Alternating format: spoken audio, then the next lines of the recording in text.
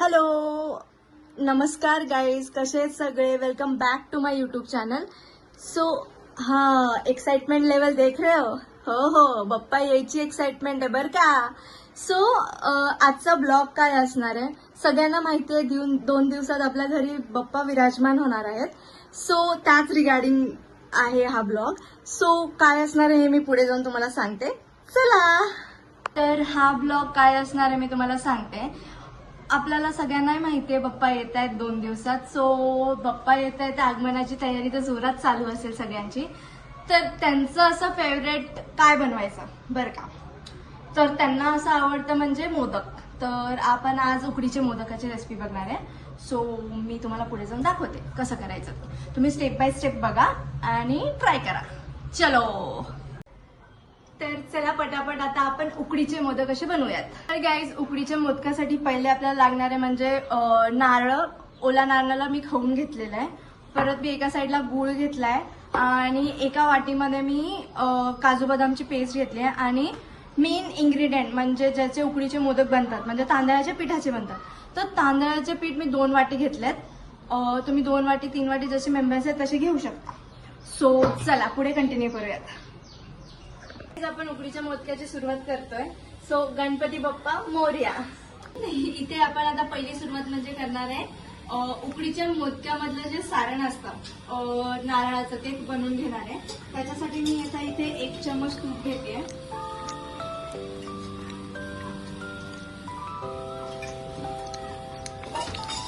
आता या तुपामध्ये छानपैकी आपल्याला हे जे खवलेलं नारळ आहे ते असं टाकायचं आहे.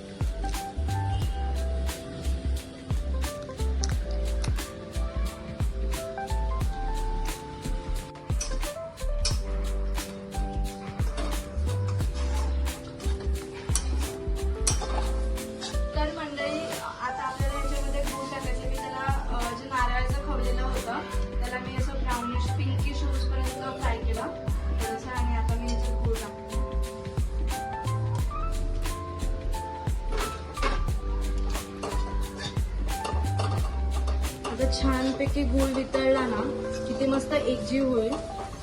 मी बारीक गॅसवरतीच करते, तुम्ही पण बारीक गॅसवरतीच करा. सो गाईज, आपलं जे गूळ आपण टाकलाय तो वितळतोय. तर त्याच्यामध्ये मी आता काजू बदाम टाकते छानपैकी आणि आता ते मिक्स करून घ्यायचे.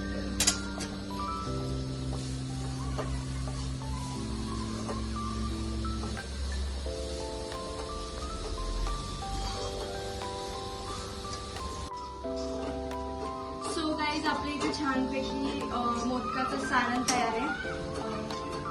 तुम्ही बघू शकता. थंड होते, मी साईडला थंड करायला ठेवलंय. तोपर्यंत आपण आता मी 2 वाटी तुम्हाला म्हटलं पीठ घेतलंय, त्याचप्रमाणे 2 वाटी पाणी घ्यायचं आपल्याला. पाणी मी उकळत टाकणार आहे आता. सेम एवढी वाटीच मी पीठ घेतलं तर एवढी वाटीच पाणी घेतलंय. 2 वाटी सेम प्रमाणात ठेवायचंय. आणि पाण्यात आपल्याला थोडंसं मीठ टाकायचं.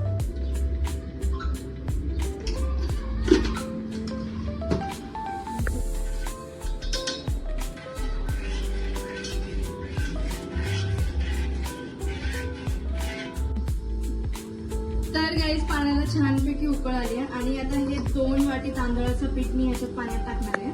थोडं थोडं करून टाकायचं आहे आणि एका साईडला आपल्याला असं हलवायचं आहे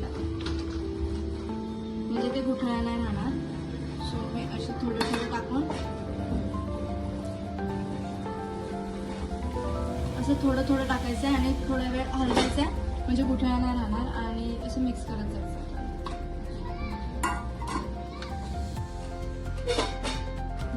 तांदळाचं पीठ टाकून त्याला हलवलं आणि मी थोड्या वेळ 5 मिनिटं त्याला झाकून ठेवलं होतं. आता मी गॅस बंद केलेला आहे. मी त्याचं उघडणार आहे. अशा बऱ्यापैकी झालेलं आहे आणि याला आपल्याला आता मळून घ्यायचंय. तर काही छानपैकी असं गरम आहे तोपर्यंत मळून घ्या. गरम आहे, थोडासा पाण्याचा हात लावा आणि असं मळा. त्याला गरम गरम मध्येच मळायचं आहे आपल्याला. फक्त प्रिकॉशन पाळा, चटका बसतो. त्याला पाणी लावून असं मऊ बघा माझं बोट जाते किती मऊ झालं बघा. असं तुमचं बोट गेलं पाहिजे एवढ्या प्रकारे आपल्याला मऊ करायचं. गरम आहे तर गाई छानपैकी आपलं पीठ गरम असताना आपण त्याला मळून घेतलंय आणि मी गॅसवरती एका साईडला पाणी गरम करायला ठेवलेलं आहे. म्हणजे जे आपण मोदक बनवू त्याला आपल्याला स्टीम करून घ्यायचं. मी तुम्हाला दाखवते. माझ्याकडे स्टीमर आहे, तो ह्याच्यामध्ये मी पाणी टाकलंय आणि गरम करायला उकळी येऊसपर्यंत मी त्याला गरम करणार आहे आणि ह्याच्यावरती जाळी ठेवून मग त्याच्यावरती मोदक स्टीम करायचे आपल्याला. सो चला पुढची स्टेप मी दाखवते. तर मी सारण ठेवायचे. मी त्याला मस्त आता तूप लावून घेते, म्हणजे कसं ते आपले मोदक जे बनवले ते चिपकणार नाही.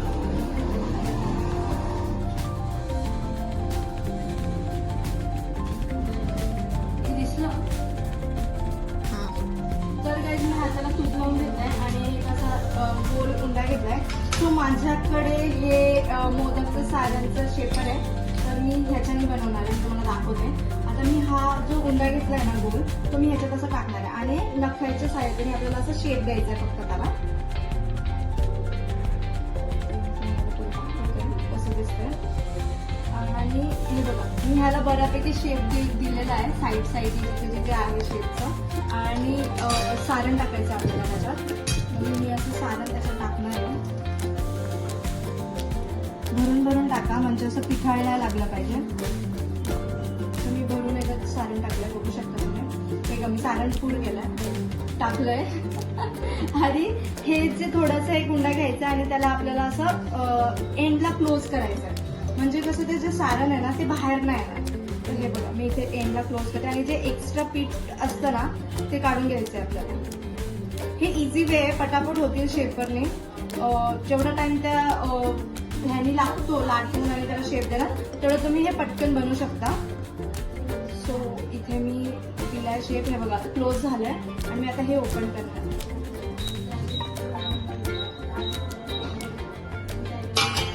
हाय की नाही क्यूट बाप्पासारखं. बघा तुम्हाला इथे कळी पण दिसतील, छानपैकी कळी आलेले. सारण भरून आहे आणि ह्याला मी असं ह्याच्यावरती ठेवणार आहे. म्हणजे स्टीमरचं जे भांड आहे, जी जाळी आहे त्याच्यावर.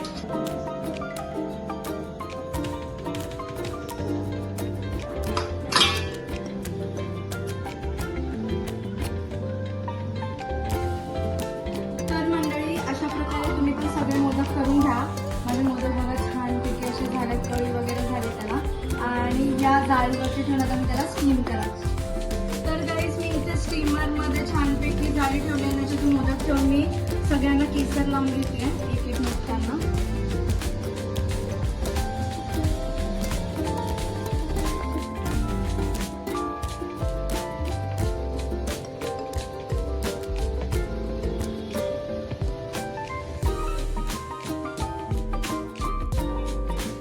सो गाईज 10-15 मिनटं झालेले आहेत. मी ते स्टीम करायला ठेवलं होतं, ते मी बाहेर काढलंय. मी तुम्हाला दाखवते ते कसं झालंय. मस्त ते केसर आपण जे ठेवलं होतं वरती त्यांनी असा कलर सोडलाय आणि खूप गोंडस असे दिसतंय. पप्पाला खूप आवडणार आहे. तुम्ही पण ट्राय करा आणि कमेंटमध्ये मला नक्की सांगा. मी तुम्हाला दाखवते माझे कसे झालेत. सो बघूयात. सो गाईज तुम्ही बघू शकता इथे माझे मोदक कसे झालेत. तर गाईज तुम्ही बघितलं मी उकडीचे मोदक वगैरे बनवले, त्याचे स्टेप्स मी तुमच्यासोबत शेअर केले. तुम्ही व्हिडिओ पूर्ण पहा आणि स्टेप बाय स्टेप फॉलो करा आणि मी तुम्हाला दाखवते आणि आम्ही आता टेस्ट करणार आहे. कसे लागते बघूयात. चला. तर गाईज तुम्ही बघू शकता छानशी अशी कळी आली आणि खालून असा बेस छान झालाय. आता आम्ही ह्याला तोडणार आहे. गाईज असं तुटलेलं आहे आणि छान असं आहे. खाऊयात आपण.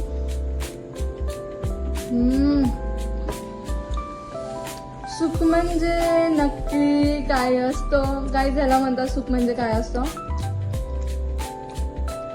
छान बनले गाईज, खूप छान बनले. कुठं झटतंय. तर गाईज तुम्ही पण ही रेसिपी फुल फॉलो करा. कसे स्टेप बाय स्टेप मी केली आहे तशी. आणि मला कमेंटमध्ये नक्की सांगा तुमच्या इथे कसे बनतायत आणि तुम्ही पण एक्सायटेड आहात का पप्पा यायला. सो गणपतीच्या सगळ्यांना शुभेच्छा आणि गणपती बाप्पा मोरया. बाय. भेटूयात नेक्स्ट ब्लॉगमध्ये.